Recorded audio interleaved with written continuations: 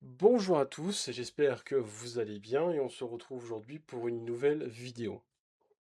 Alors, je pensais avoir une idée de génie et finalement en faisant la vidéo ou en préparant la vidéo, je me dis que l'idée elle est pourrite. Mais je vais vous la présenter quand même.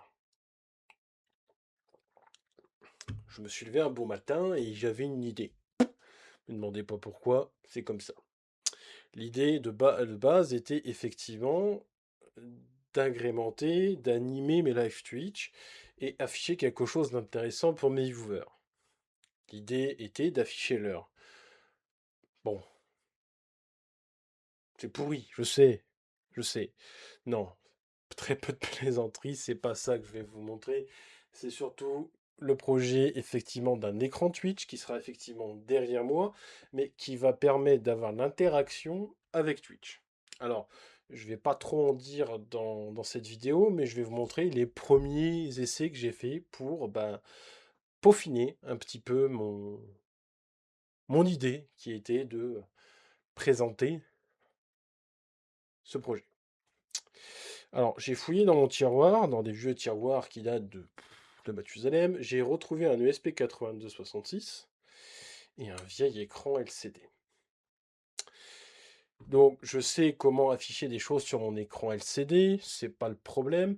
Je sais connecter mon ESP8266 sur un réseau Wi-Fi, mais comment récupérer une information qui vient de mon live Twitch pour l'envoyer sur mon ESP8266? Alors, je stream sur Streamlabs. Et sur Streamlabs, j'ai installé une extension qui s'appelle Streamlabel, qui va pouvoir me donner le nom des derniers followers, des derniers abonnés, et globalement, aller lire un fichier texte lire un fichier de texte et à la portée, ou en tout cas à ma portée. Et donc j'ai eu l'idée de faire un script Python qui va venir ouvrir le fichier en question, récupérer le nom du follower ou du subscriber, hein, c'est exactement la même chose, et de l'envoyer en requête HTTP à mon ESP8266. Maintenant qu'on a l'idée, on peut passer en phase de test, non?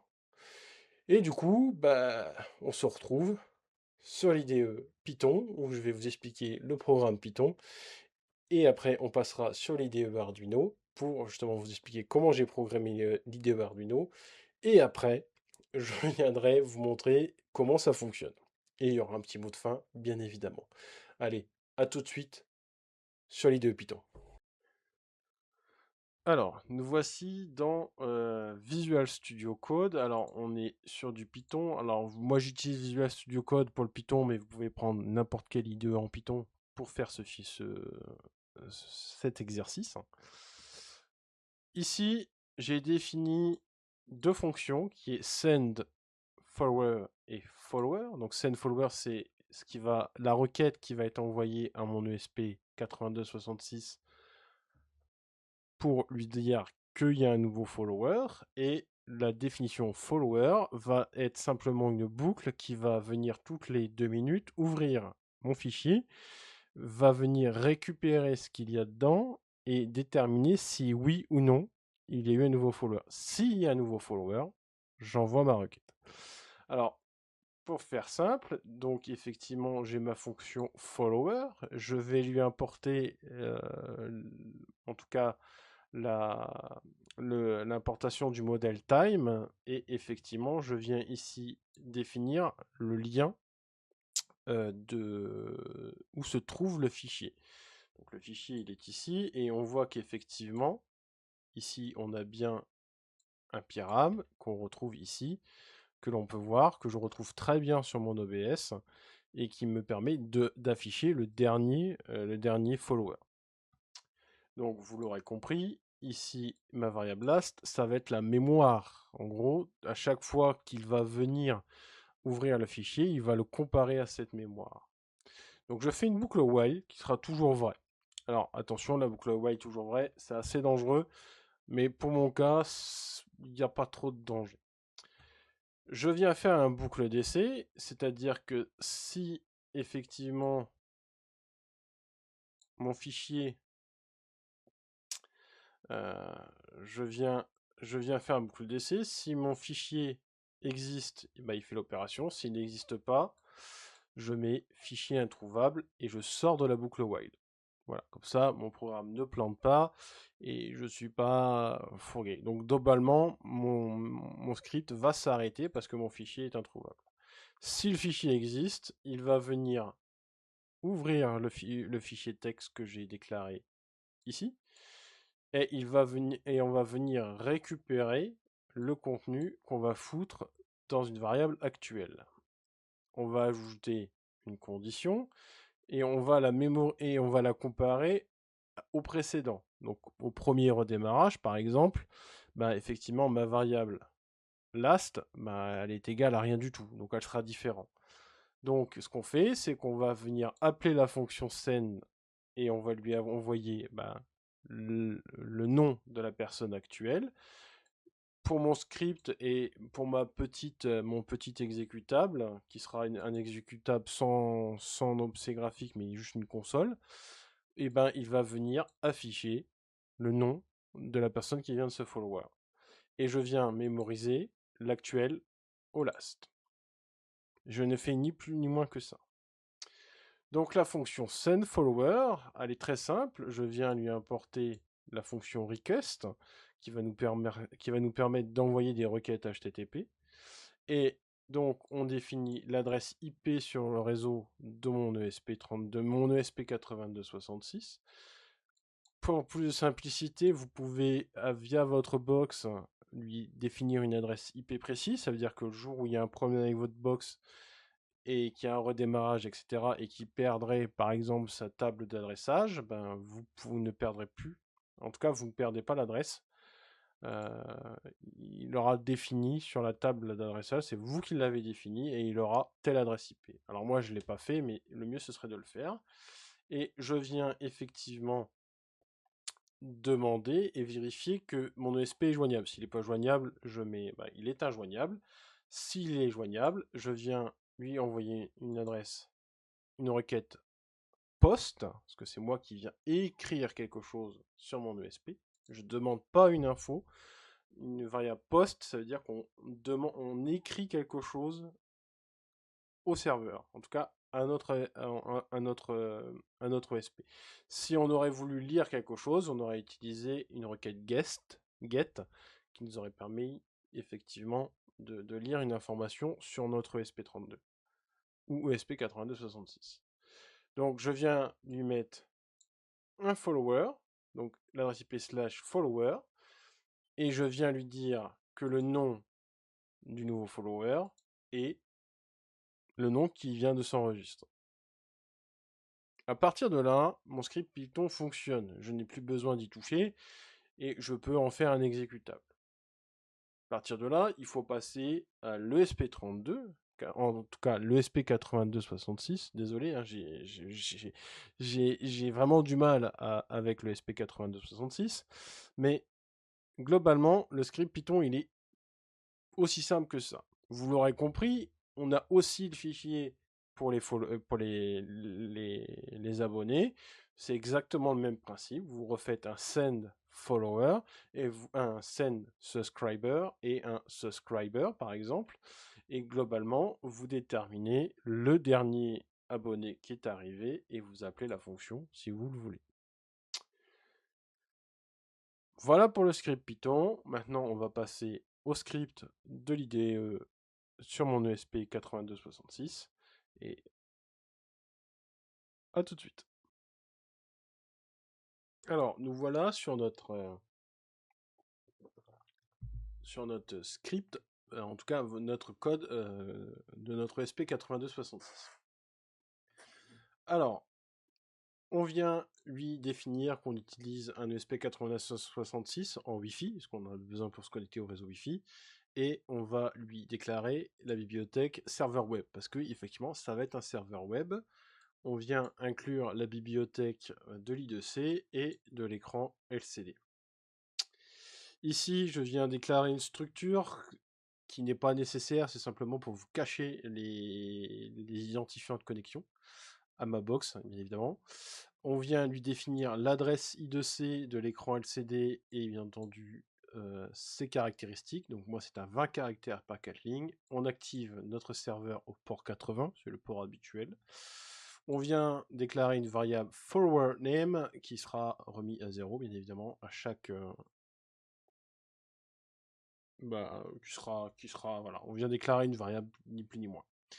On va avoir une fonction handle follower qui va être un petit peu la gestion d'affichage de nos followers reçus.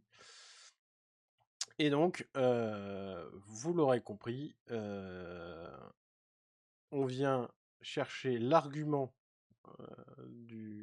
l'argument name et on récupère sa valeur qui sera follower name. Donc si par exemple mon nouveau follower s'appelle Tarabistool, ben mon forerunner s'appellera Tarabistool. Voilà. Et donc je viens ici dire à mon script Python qu'effectivement j'ai bien reçu ta requête et je te réponds positivement. C'est un accusé de réception si vous préférez. Et de 100, ça veut dire qu'il a réussi.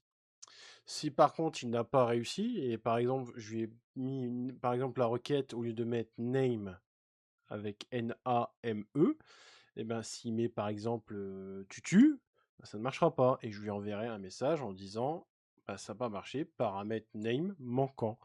Bah, parce que je ne l'ai pas écrit comme il faut. On verra ça tout de suite après. Et effectivement, une fois qu'il a reçu la requête, hein, je viens écrire ni plus ni moins quelque chose sur mon écran LCD. C'est pas l'objet de la vidéo, je vais pas m'y détailler, mais je viens afficher quelque chose sur mon écran LCD. Pour le voice setup, je fais habituellement, j'active la liaison série, je viens lui définir une auto-reconnexion et il est persistant. Ça évite les pertes de connexion du Wi-Fi. Je viens lui définir le password et la seed sur la box sur laquelle il doit se connecter. Je me mets en mode Wi-Fi STA. Je rentrerai pas dans les détails plus que ça. Je lui mets un hostname, écran Twitch. Vous allez voir que ça peut être intéressant, notamment comme je vous l'ai expliqué tout à l'heure, si vous devez définir une adresse IP à votre SP, c'est beaucoup plus facile en ayant un écran Twitch affiché que par exemple des chiffres un peu bizarres qui pourraient, si vous en avez plusieurs sur vos réseaux Wi-Fi, ça peut être un peu plus compliqué. Donc là, je l'identifie en tant qu'écran Twitch. Donc sur votre box, vous le verrez beaucoup plus facilement. Ici, je fais une boucle while. Et tant qu'il n'est pas connecté, j'affiche des points sur ma liaison série. Et dès qu'il est connecté, j'affiche l'adresse IP de ce module. Alors évidemment, ça, on ne le voit très rarement, mais globalement, c'est le code de base que j'avais utilisé pour connecter le SP8266 à mon réseau Wi-Fi. J'active le serveur, donc je viens lui activer une page. Globalement, j'ai un serveur web et dedans, il n'y a qu'une seule page évidemment, et c'est /follower et donc je l'appelle handle follower. Je viens activer le serveur et ici je viens activer l'éclairage et initialiser mon écran LCD. Et ici dans la boucle loop, vous voyez que je suis toujours à l'écoute de mon serveur web. Voilà, ni plus ni moins ce qu'est le code. Je vais téléverser ce code et je vous montre tout de suite, en ayant déplacé la caméra, ce que ça donne. Allez, à tout de suite. Donc nous voilà effectivement avec l'écran LCD chargé. Mon script Python est lancé, en théorie. Voilà. Et du coup, maintenant on va se demander comment on peut tester. Alors on peut tester, c'est-à-dire que si par exemple vous avez d'abord fait votre SP8266 et pas le Python, ben, vous pouvez tester votre SP8266, sans souci d'ailleurs. Et du coup, on va aller ouvrir un petit code. Est-ce qu'il m'a enregistré ce que j'ai mis? Non. Alors c'est http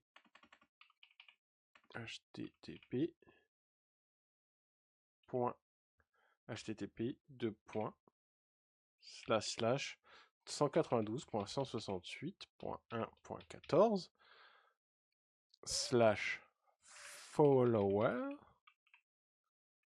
J'ouvre et je dis qu'effectivement j'ai un argument qui s'appelle name égale Bilbon, par exemple. Et donc, je fais entrer. Il a bien reçu ma requête et on voit ici qu'effectivement, bah, mon ESP répond très bien et m'affiche très bien ma requête. Si par exemple j'avais mis name comme ceci,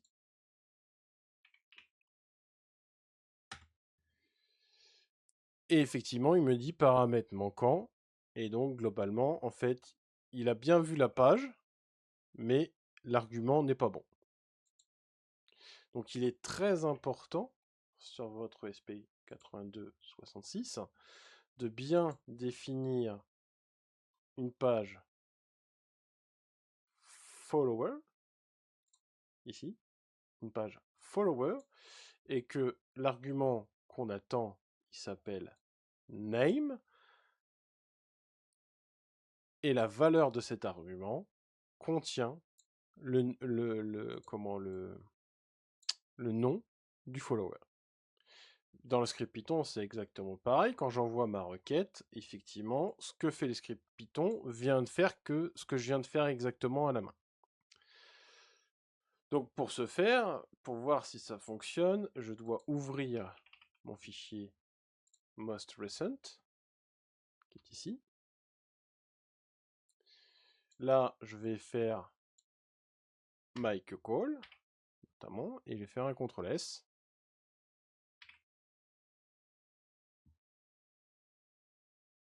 Alors là, ça ne marche pas. Pourquoi? Parce que effectivement, je l'avais exécuté la première fois et j'avais déjà make call dedans. Si je lui dis, si je lui mets Gandalf,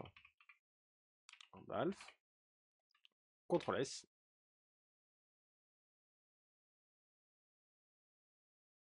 Ah, j'ai pas lancé le script. J'ai pas lancé le script. Oh, j'ai pas lancé. Voilà. J'ai pas lancé, désolé. Et du coup, effectivement, vous l'aurez compris, il a engendré. Et dès qu'il va venir se modifier, je vais remettre make call. Je fais un CTRL S. Toutes les 2 secondes, il va venir se rafraîchir. Voilà. Et donc, ça fonctionne. Et donc, j'ai facilement pu remonter sur mon écran LCD la valeur, en tout cas le dernier follower. Alors, dans cette vidéo, on a vu comment effectivement faire un script Python. Évidemment, le script Python n'est pas forcément finalisé, il y a encore plein de choses à faire et il n'est pas forcément optimisé. Mais globalement, c'est pas la solution que je vais retenir pour ce projet, mais globalement pour celui qui effectivement n'a pas forcément de grosses notions en programmation, bah, ça fait exactement le café. Je vais quand même vous en dire plus sur le projet et vers quoi on va aller. L'idée, c'est qu'effectivement, actuellement, je suis dépendant de Streamlabel. Et globalement, on a quand même une certaine latence. Déjà, la latence du stream, qui fait que globalement, entre le moment où la personne va follow et le moment où il va voir son nom affiché sur l'écran, il va se passer un certain temps. Et surtout, bah, il n'y a pas de grand intérêt. Et globalement, j'aimerais un petit peu plus de réactivité et surtout faire autre chose. Par exemple, l'idée qui est arrivée après, une fois que j'ai fait ce projet-là, en tout cas ces premiers essais, je me suis dit, bah, j'aimerais par exemple avoir un compteur de followers, un compteur d'abonnés, et globalement, Streamlabel ne me le donne pas. Et donc, je voudrais aussi par la suite, j'ai eu encore d'autres idées, et l'idée qui effectivement m'intéresse le plus, c'est par exemple avoir une interaction supplémentaire avec les viewers, notamment avec les points de chaîne, et donc récupérer les points de chaîne qui est utilisé par mes viewers et qui vont pouvoir interagir directement avec cet écran. Alors, j'ai des idées en tête, globalement je ne vais pas trop les exploiter, mais dans la suite de la vidéo, on va avoir une autre méthode pour récupérer toutes ces informations, mais ça demande quelques notions en programmation, notamment une communication avec un API. Globalement, aujourd'hui, je vous ai montré comment communiquer d'un programme Python vers mon ESP8266. Ce principe ne va pas fonctionner, si, ce principe va fonctionner et on va le garder tel quel. On va effectivement le modifier par rapport à ce qu'on a besoin de récupérer, mais on a vu les bases, c'est-à-dire qu'on sait comment communiquer de notre script Python à l'ESP8266. Globalement, on ne va pas rajouter des choses ultra compliquées, on va globalement faire du copier-coller, adapter, ajouter. Une fois qu'on a vu ça, globalement, on va pouvoir s'intéresser à comment maintenant on va pouvoir communiquer avec Twitch directement pour pouvoir récupérer ces informations. Et bien évidemment, bah, en fait, ce qu'on va faire, c'est communiquer de mon script Python à un API Twitch. Et l'API Twitch, on verra ce que c'est. Mais globalement, un API, c'est ce qui va vous permettre d'envoyer des requêtes. Et on ne peut pas envoyer de requêtes n'importe comment parce que bah, il y a une notion de sécurité. Et je peux vous assurer que l'API Twitch, c'est un peu le bordel. Donc voilà, on va s'arrêter là pour cette vidéo. On se retrouve très bientôt où je vous présenterai le matériel que j'ai acheté et surtout ben, comment j'ai pu choisir ce matériel. Et après, on passera aux premiers essais, l'explication de ce qu'est un API, comment on fait, etc., etc. Et on refera des essais avec cet écran LCD et on verra que ben, au lieu de communiquer avec nos fichiers qui sont sur notre ordinateur, on va récupérer ces mêmes informations via le chat Twitch et donc on aura communiqué avec l'API Twitch. Sur ce, je vous souhaite une bonne fin de journée. Salut, salut!